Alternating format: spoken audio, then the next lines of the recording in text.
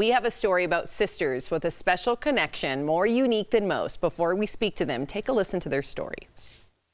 32 years ago, triplets were separated at birth. An impossible decision forced on a mother who could only care for one child. She was completely deaf and not well off financially at all.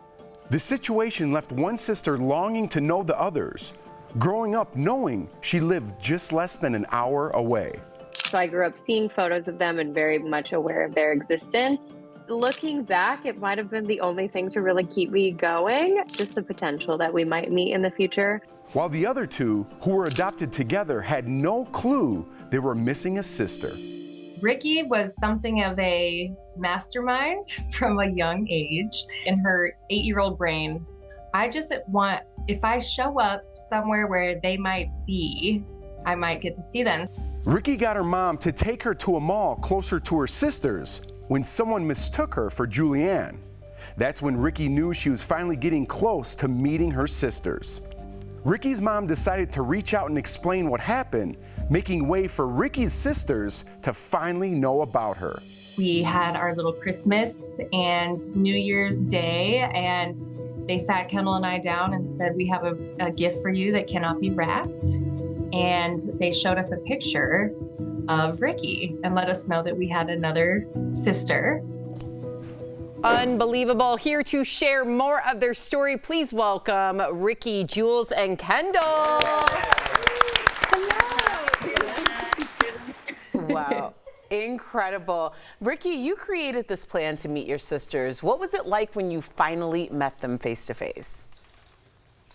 Yeah, so it was a little bit after that. My mastermind plan did not work immediately. We had to sort of explain to the girl in the mall that they didn't know about me. And then my mom, like you said, wrote them to tell them that this has happened. So then months later, probably a year later on our birthday, they decided to write me for the first time and let me know that we could be in communication. So we did that from when we were 8 to when we were 11. And then my dad passed away. So we were moving out of state and decided to meet before we left because it would become much more difficult after that. And I think we're all in agreement that when we finally did meet, it was honestly pretty anticlimactic for us. It was like we had always known each other, like puzzle pieces sliding together. I think it was a lot more meaningful for the parents to get to meet after all that time. Well, I mean, let's follow up with that because Jules, you know, although you guys finally came together, Ricky, you had to move away shortly after. So how did you three stay together?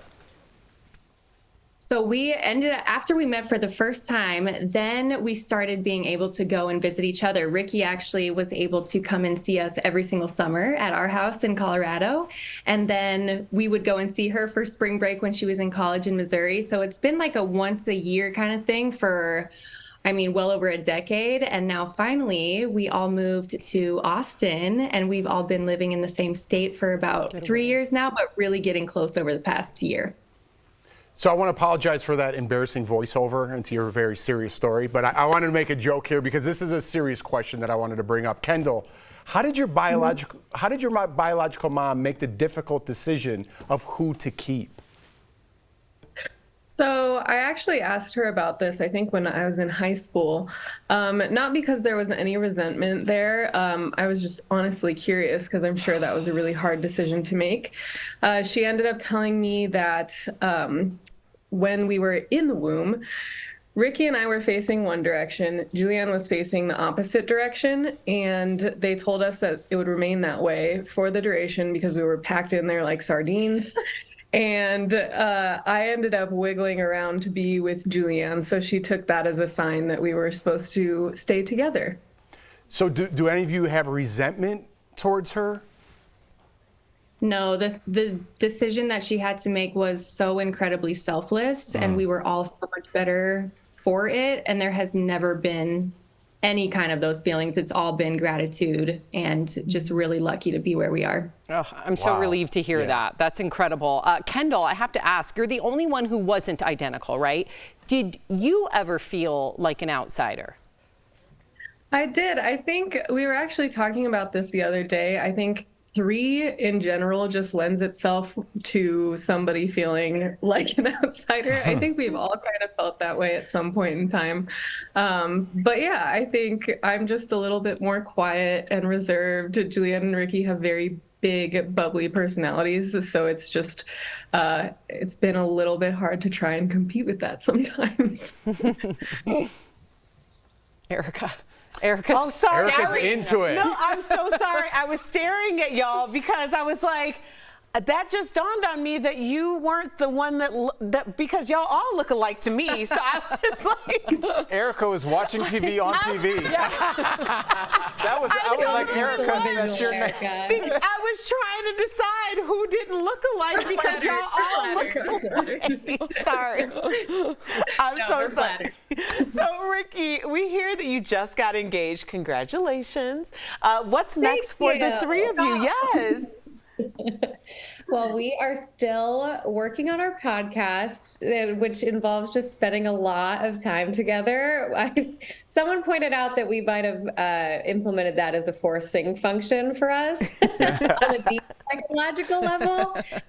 So we're still going to be working on that. I am getting married December 7th, 2024.